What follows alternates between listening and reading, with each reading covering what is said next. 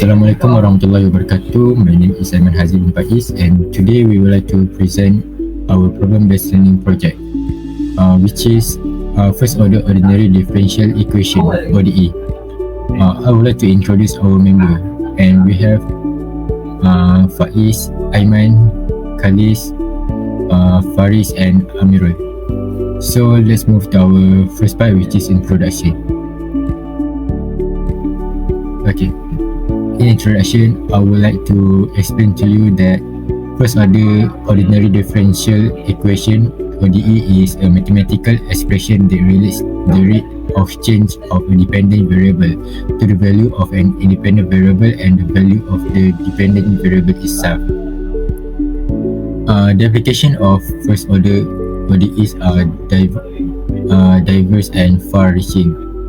So we could say that first order ODEs are useful for modeling and understanding a wide range of physical, natural, and social phenomena. That's all for me, and let's move to the next part.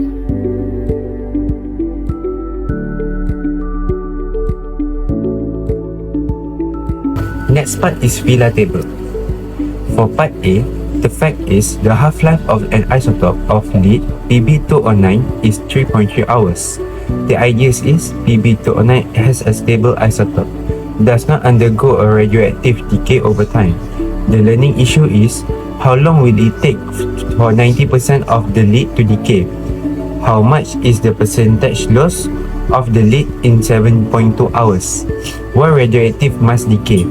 For the action plan and resource needed, by references, internet and book, build a questionnaire, do research for the fine decay formula.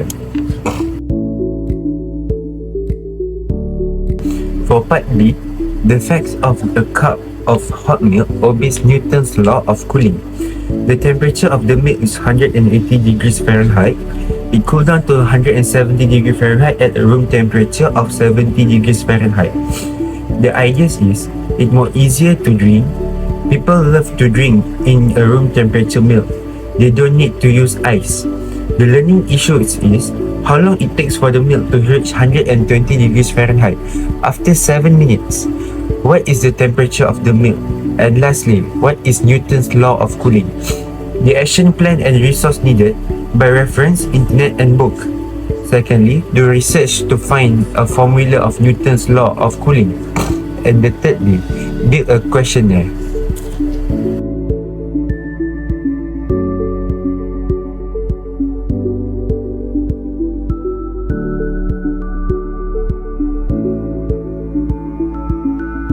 Okay, my name is Ahmad Faiz Zairi bin Ahmad Fakhruddin. I will talk about the problem and solution for part A and part B.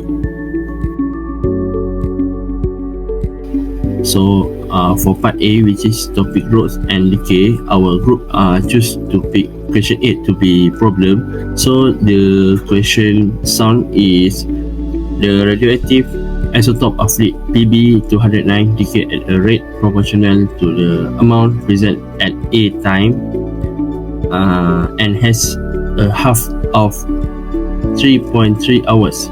If 1 gram of this isotope is present instantly, the question is how long will it take for 90% of the lead to decay, and the second question is find the percentage loss of the lead in 7.2 hours. Okay, this is how our group has discussed and made solution.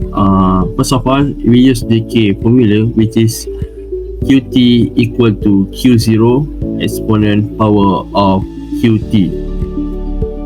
How we can publish the formula that our group has found is dq per q equal to k dt, which is k is a constant, and then the second step is ln q equal to kt plus c, and t0 equal to 0, and finally we got the formula of decay. Next is find k, which is k is s constant that we group has decided to take qt equal to q0 equal to what, which is 0.5 equal exponent, k as constant, and we put the hours into t 3.3. And the next step is how we want to solve the exponent, which is we multiply ln right hand and left hand side. So we got single k, which is 3.3. We will divide to left hand, and the k, the answer of k is negative 0.21. So we got our constant, and which is qt equal to exponent power of negative 0.21 t. So we solve the problem, which is we include 0.1 equal exponent negative 0.21 t, which is time, and we also use the same method, which is we want to cancel out the exponent. We take ln, we multiply ln left side and right side to cancel the exponent, and we got t equal to 10.96 hours for the lead to decay.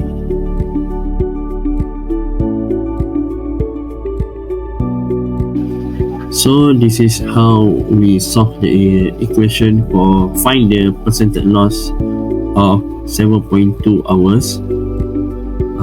We include the equation to t, and we got 0.22. Next, how we got the percentage is we multiply by 100%, and we got 78% for 7.2 hours percentage loss in lead PB 209.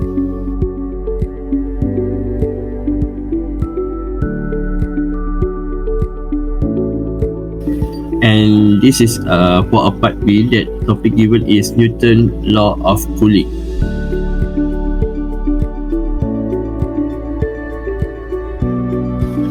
So we take also question 8, which is the question is that the temperature of cup of hot milk obeys Newton's law of cooling. If the temperature of the milk was 180 degree Fahrenheit when freshly pure, and 2 minutes later it has cooled to 170 degree F at a room temperature of 70 degree Fahrenheit.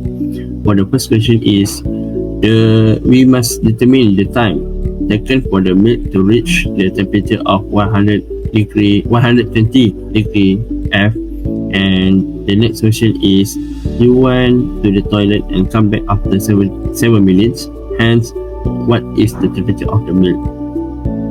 So okay, this is our formula to solve Newton law of cooling, which is we got two formula, is dt temperature per dt time equal to k constant in bracket TO, which is initial temperature, minus TS. So the second equation is T temperature in bracket T time equal to TO initial temperature plus A exponent power of negative KT. But we pick a second one, so A equal to 180 minus 70 equal to 110, and we include to the formula, and we got TT equal to 70 plus 110 exponent power of negative KT. So the first thing first is we must search for or find the K, which is constant. So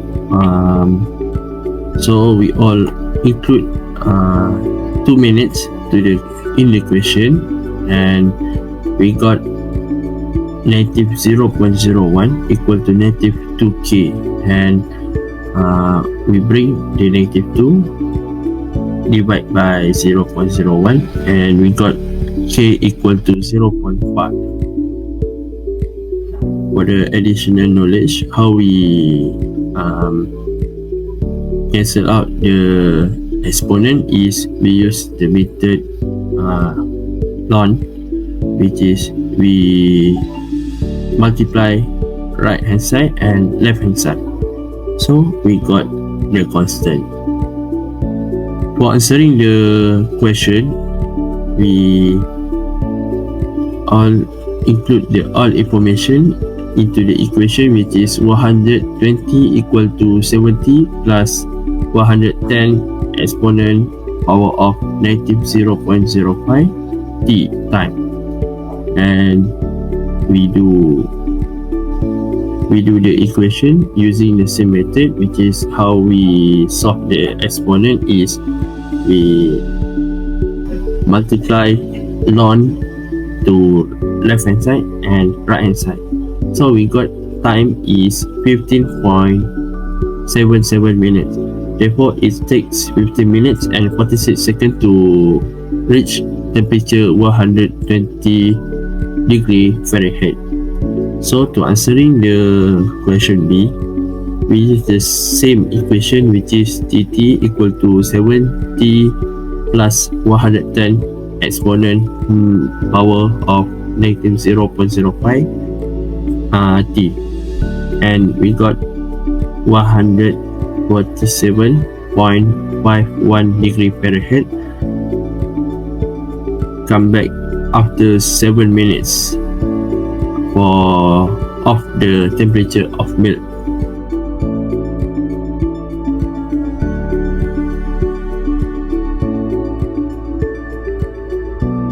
Discussion. After studying this topic, I have gained an understanding of various particular scenarios. Firstly is a grow and decay. First order or DES are frequently employed to model growth and decay phenomena.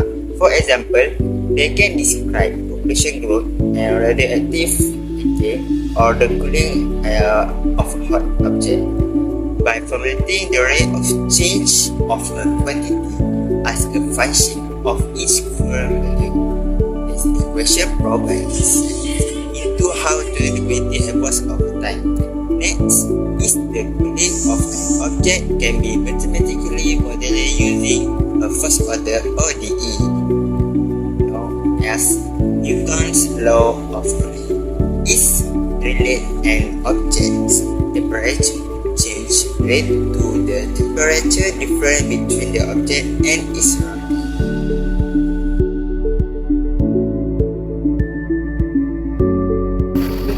After studying the application of first order ordinary differential equation, it provides a versatile and powerful tool set for describing and analyzing a wide range of phenomena in scientific, engineering, and mathematical disciplines. This equation serves as a mathematical language to describe the dynamic processes and systems. By solving all these equations, it helps us to deepen our understanding of the underlying mechanism and dynamics of the world. We also can gain the ability to make accurate prediction about the future situations and circumstances, allowing us to create outcomes and plan effectively. Furthermore, the optimization of systems become possible through the analysis and understanding of this equation, enabling us to identify critical parameters and design strategies for optimal performance. So, for example, in engineering fields, first order ordinary differential equations are essential for designing and optimizing systems. They allow us to model and predict how many factors affect the performance of engineering systems such as electrical circuits, mechanical systems, and control systems. Hence, by analyzing these equations, engineers can optimize designs, predict system behavior under different conditions and make informed decisions to improve efficiency and reliability. In conclusion, the application of first ordinary differential equations it empowers us to make predictions, optimize systems, and enhance our understanding of the dynamic processes that shape the world around us, fostering advancement and innovation across various fields.